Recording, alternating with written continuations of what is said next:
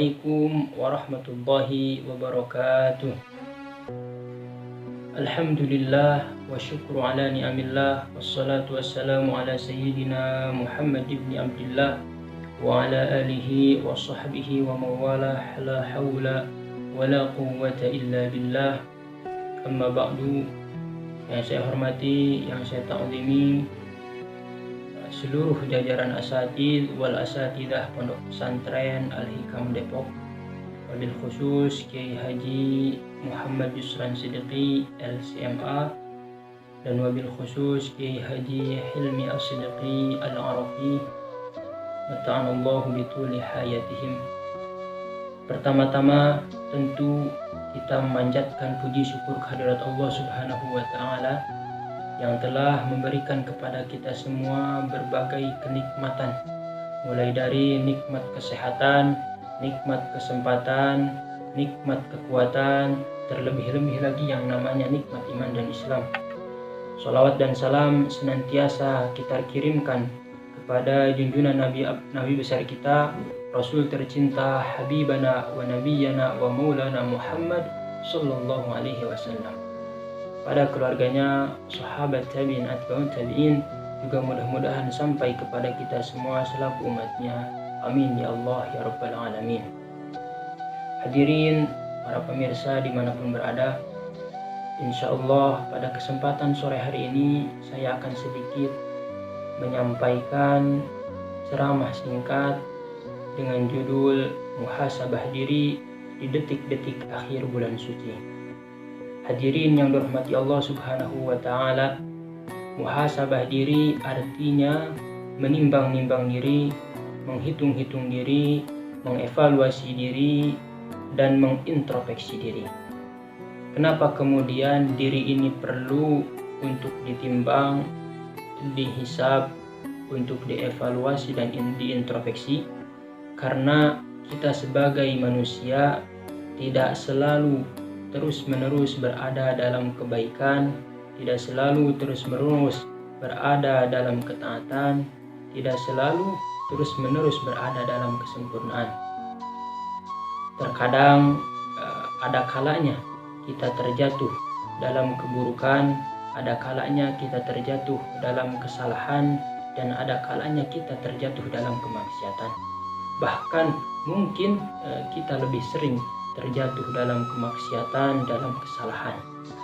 Itulah yang kemudian Nabi Muhammad SAW bersabda di dalam hadisnya, kullu bani Adam khata'un.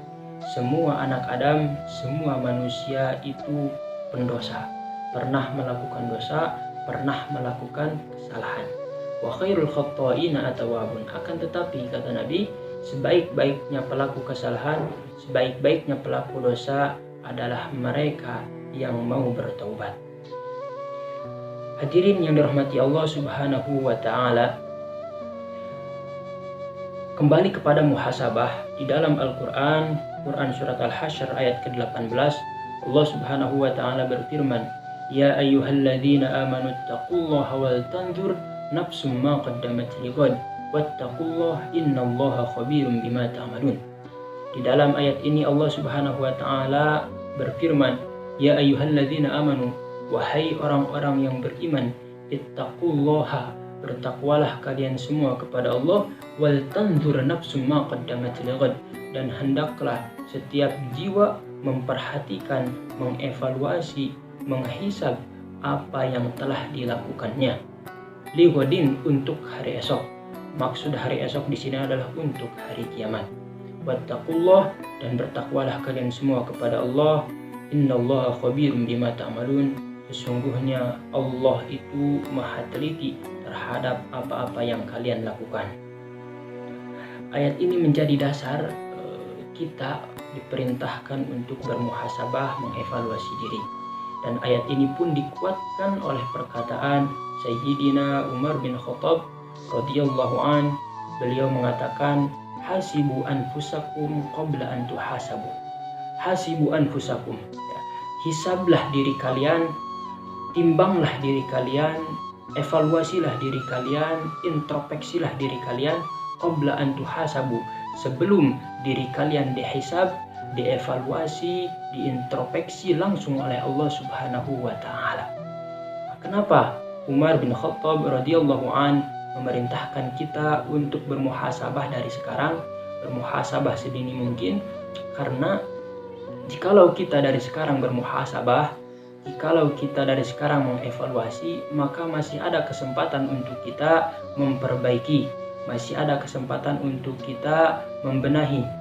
Berbeda halnya ketika kita nanti sudah berada di hadapan Allah Subhanahu wa taala, kita dievaluasi, dihisab langsung oleh Allah Subhanahu wa taala, maka di situ tidak ada kesempatan untuk kita memperbaiki diri, tidak ada kesempatan untuk kita membenahi diri, bahkan tidak ada kesempatan kita untuk meminta maaf, memohon ampun kepada Allah Subhanahu wa taala.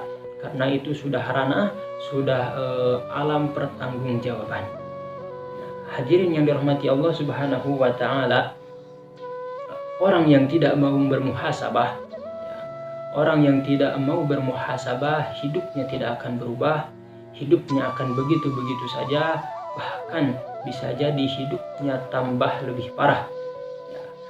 Karena seseorang yang tidak mau bermuhasabah, dia akan merasa dirinya akan merasa dirinya baik-baik saja, akan merasa dirinya aman-aman saja, akan merasa dirinya bebas dari salah dan dosa, dan akan merasa dirinya tidak memiliki kekurangan. Dan ini bahaya sekali ya. Sehingga sama halnya ketika kita berada di dalam sebuah organisasi atau berada di dalam sebuah institusi atau lembaga pendidikan, maka itu biasa diadakan yang namanya rapat bulanan atau evaluasi bulanan, evaluasi mingguan. Nah, itu untuk meninjau apa-apa yang telah dilakukan, kekurangan apa yang telah dilakukan, kemudian kesalahan apa yang telah dilakukan, yang itu nantinya akan diperbaiki, disempurnakan di hari-hari kemudian. Nah, itu di sebuah organisasi atau sebuah lembaga pendidikan. Maka sama halnya ya dengan diri kita ini lebih layak, lebih wajib untuk dievaluasi bukan bulanan, mingguan, tetapi harian justru ya. Karena kita melakukan dosa, melakukan kesalahannya pun harian setiap hari ya. Hadirin yang dirahmati Allah Subhanahu wa taala, setelah kita bermuhasabah, setelah kita merenung, setelah kita mengevaluasi diri, ternyata banyak dosa yang telah dilakukan, banyak kesalahan yang telah dilakukan, banyak kewajiban yang belum tertunaikan, banyak kekurangan yang harus disempurnakan, banyak waktu ya yang habis untuk kesia-siaan, banyak waktu yang habis hanya untuk tiduran, banyak umur yang habis hanya dalam kemaksiatan. Itu semua menjadi bahan perenungan kita semua. Hadirin yang dirahmati Allah Subhanahu wa taala, kemudian apa yang dilakukan ketika kita sudah bermuhasabah, sesudah kita mengevaluasi diri, maka tindakan selanjutnya atau indikasi selanjutnya adalah bertaubat kepada Allah Subhanahu wa taala. Apa itu taubat? Taubat itu menyesal. Ya. Taubat itu kembali minal bu'di ilal qurbi. Dari yang tadinya jauh dari Allah Subhanahu wa taala menjadi dekat dengan Allah Subhanahu wa taala. Kemudian minasyarri ilal khairi. Dari yang tadinya buruk menjadi baik. Kemudian minal ma'siyati ilal ta'ati, dari kemaksiatan menuju ketaatan. Atau misalnya dari yang tadinya jarang sholat, tidak pernah sholat, maka dia taubat dengan rajin dan istiqomah sholat. Dari yang tadinya jarang mengaji menjadi rajin mengaji. Dari yang tadinya tidak pernah bersedekah menjadi bersedekah. Dari yang tadinya sering melakukan kesalahan, dosa, dan maksiat kembali kepada Allah Subhanahu wa taala dengan melakukan kebaikan dan ketaatan. Dan taubat itu adalah berjanji tidak akan mengulangi apa yang telah dilakukan. Bagaimana caranya taubat? Hadirin yang dirahmati Allah Subhanahu wa taala, caranya kita bertobat kepada Allah Subhanahu wa taala minimal dengan kita melaksanakan sholat sunnah taubat 2 rakaat, dilanjutkan dengan kita beristighfar, membaca istighfar dengan penuh penghayatan. Bukan hanya di lisan, tetapi hadirkan hati dan pikiran kita. Nah, sehingga ketika kita beristighfar, astagfirullahaladzim, ya Allah ampunilah dosa-dosaku, wa atubu ilaik, dan aku bertaubat kepadamu, zalamtu nafsi, aku telah menzalimi diriku. Terus begitu sambil diingat-ingat ya dosa-dosa yang telah pernah dilakukan, kemaksiatan yang pernah dilakukan ya, kita ingat-ingat mata yang pernah melihat hal-hal yang haram, mata yang pernah memandang orang lain dengan pandangan hina, kemudian telinga yang kita gunakan untuk mendengar hal-hal kotor, hal-hal buruk, mulut yang biasa mencaci maki, menghina orang lain, atau bahkan mengeluarkan kata-kata yang kotor. Kemudian kita merenungkan tangan yang mungkin pernah memukul orang lain, pernah mengambil hak orang lain, dan kita merenungkan juga hati ini yang biasa iri dengki kepada orang lain, suudzon kepada orang lain, ria, ujub, semuanya, bahkan sifat-sifat kotor lainnya. Sambil kita terus renungkan itu, sambil kita terus beristighfar kepada Allah Subhanahu wa Ta'ala, mengucapkan astagfirullah terus begitu, sampai kemudian kita menangis sejadi-jadinya, meneteskan air mata sebisa-bisanya, karena tetesan air mata disebabkan mengingat dosa-dosa itu yang akan menyelamatkan kita dari kobaran api neraka. Tetapi tetesan air mata yang karena diputuskan cinta, maka itulah tetesan air mata yang sia-sia. Hadirin yang dirahmati Allah Subhanahu wa Ta'ala, perlu juga saya ingatkan kepada saudara-saudaraku, teman-temanku semua, terkhusus kepada diri ini, ketika kita bermuhasabah, mengevaluasi diri, merenungkan diri, kita melihat ke dalam diri kita, ternyata kita berlumuran dosa. Banyak dosa kita, kemaksiatan yang telah kita lakukan. Mungkin kita pernah berjudi, pernah berzina, pernah mencuri, pernah mabuk, ataupun dosa-dosa kemaksiatan lainnya. Maka ketika kita terbayang seperti itu, jangan sampai kita putus asa ya. Jangan sampai putus asa. Karena banyak ada kawan-kawan, teman-teman, ketika mengingat dosanya, wah sudah terlampau banyak dosanya, dia putus asa, sudahlah, terlanjur tanggung banyak dosa. Nah, itu merupakan kesalahan besar. Karena ketika kita bersikap seperti itu, maka disitulah setan senang dan setan bertepuk tangan. Maka la taqnatu min rahmatillah. Janganlah berputus asa dari rahmat Allah Subhanahu wa Ta'ala. Janganlah berputus asa dari ampunan Allah Subhanahu wa Ta'ala. Innallaha yaghfiru dzunuba jami'a. Sesungguhnya Allah Subhanahu wa Ta'ala mengampuni seluruh dosa, mengampuni segala dosa yang dilakukan hamba-hambanya selagi hamba tersebut tidak berlaku syirik kepada Allah Subhanahu wa Ta'ala. Begitupun jika kita melihat sejarah, ya, melihat ke belakang, itu ada beberapa waliullah, orang-orang soleh yang dulunya memiliki masa lalu yang gelap, ya, masa lalu yang berlumuran dosa. Ya.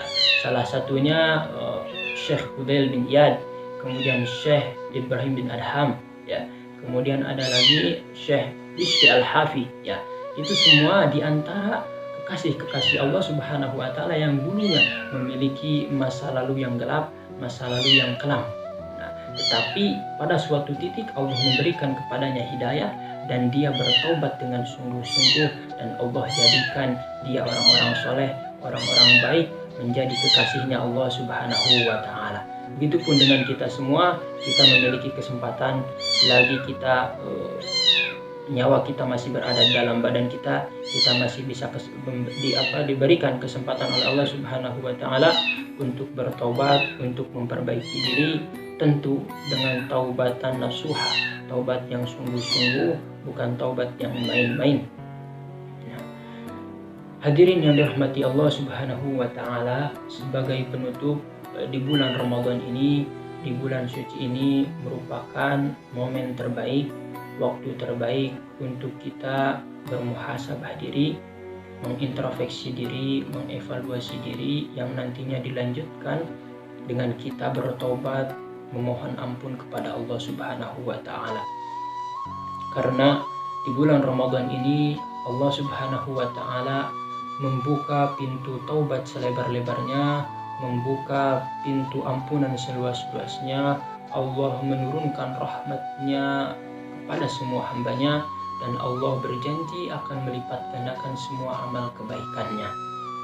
Oleh karena itu, di detik-detik akhir ini yang kurang lebih sekitar 1 minggu lagi, kita manfaatkan baik-baik, kita maksimalkan baik-baik, kita isi hari-hari akhir Ramadan ini dengan bertaubat kepada Allah Subhanahu wa taala, memohon ampun kepada Allah Subhanahu wa taala atas segala dosa yang pernah dilakukan, atas segala kemaksiatan yang pernah dilakukan, dan kita berusaha sekuat tenaga melawan kita berusaha sekuat tenaga melawan hawa nafsu kita berusaha sekuat tenaga melawan rasa malas kita, dan kita memperbanyak amal-amal kebaikan di bulan Ramadan ini, sehingga ketika nanti kita sudah bermuhasabah, kemudian kita bertobat kepada Allah Subhanahu wa taala, maka kita akan selamat daripada doa malaikat Jibril di bulan Ramadan ini.